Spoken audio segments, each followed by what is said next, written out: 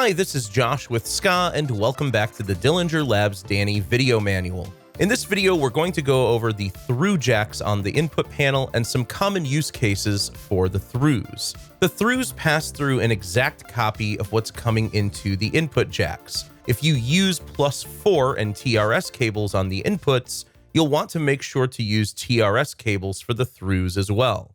Avoid using TS cables on the throughs here because this will unbalance Dani's inputs and your signal level will be cut in half. So if you're using TRS inputs, use TRS for the throughs. If you're using -10 and TS cables on the inputs, you can use either TRS or TS cables for the throughs. Probably the most common use for the throughs is to daisy chain multiple Danis together. For example, when you're working in SKAA Pro mode, this lowers your max number of receivers to 2, but you get the upside of only 19 milliseconds of fixed latency.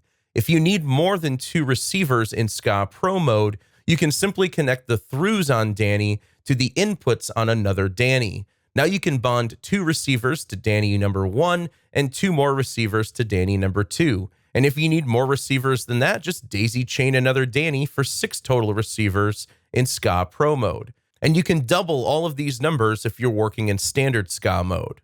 If you're using 2 or more Danis daisy chained together, it's best to separate them by 3 feet to minimize any Dani to Dani interference. If you're a DJ, a live music performer, or a live sound engineer, you can also connect a portable field recorder, like a Zoom recorder, to the throughs on the last Dani in your setup. Use this to capture a high-quality audio recording of the performance. This can also be used for streaming the live performance.